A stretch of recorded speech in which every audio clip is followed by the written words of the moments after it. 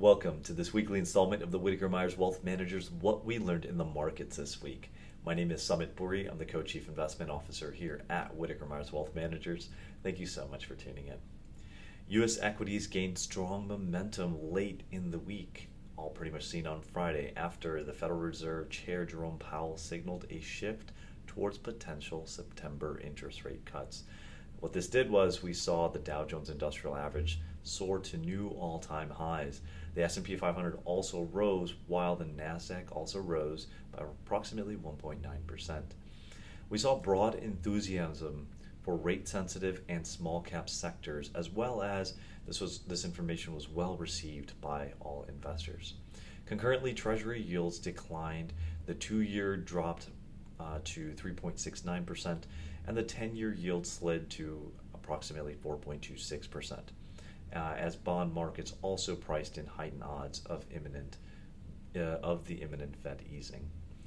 So let's talk about this in more detail, starting with our key market indicators this week, as well as we'll continue our discussion by reviewing the contributors and the detractors of the market, all while looking at both equity and bond markets to provide a more comprehensive review and view of the market movement and the impact to your portfolio. So with that, let's hop right in.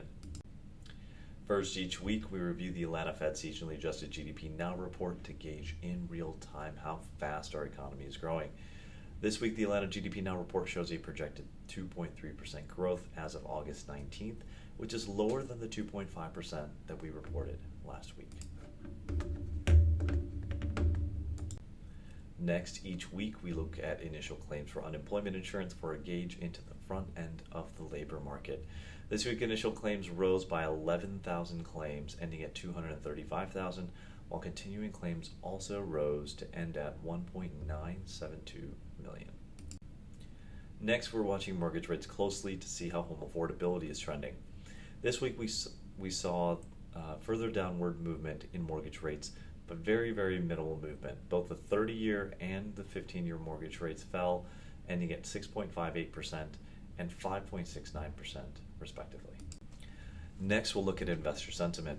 One component of investor sentiment is the bull-to-bear spread.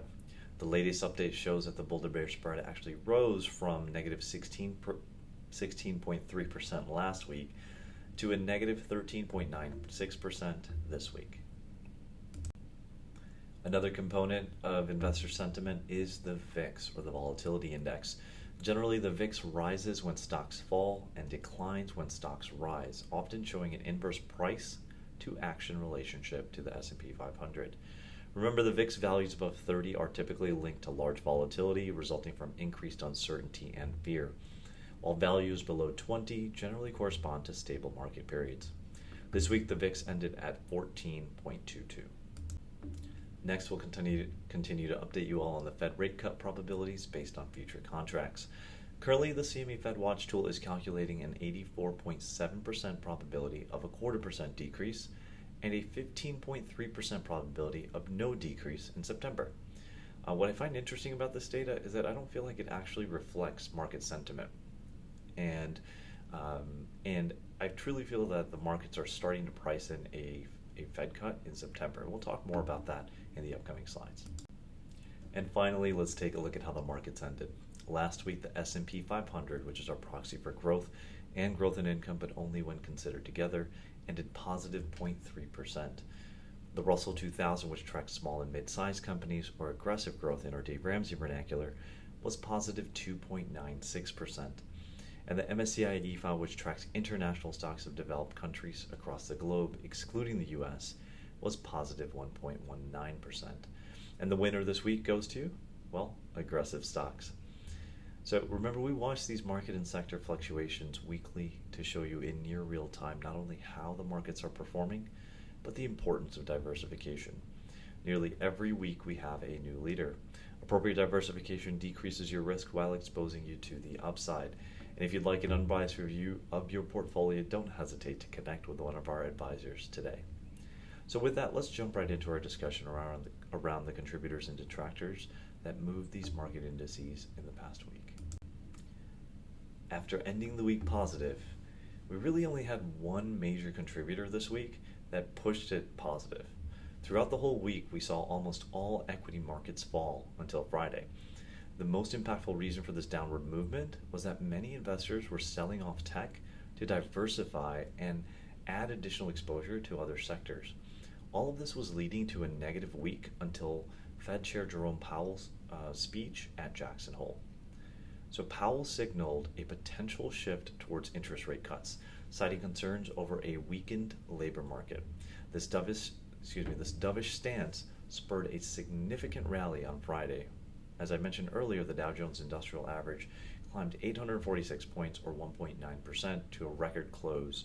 And the S&P 500 rose approximately 1.5%, but as we mentioned previously, overall throughout the whole week, it ended 0.3% positive.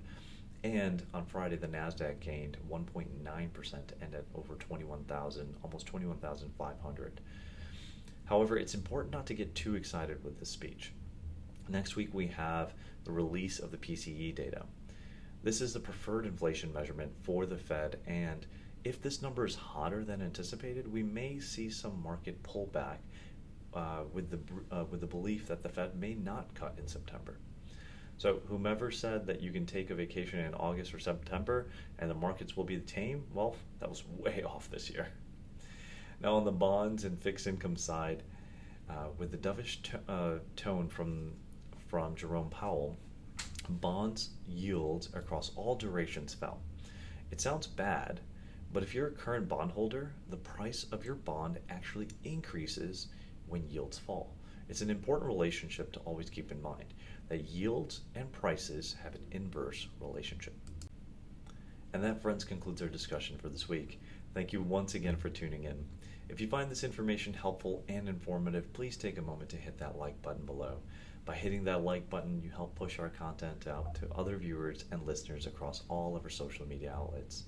If you'd like to see our latest videos on your feed, including new content released by our team, please make sure to subscribe below. Also, if you'd like to meet with any of our financial coaches or advisors, please click on the link in the description below to schedule a meeting. Once again, thank you so much for watching. We look forward to seeing you next week.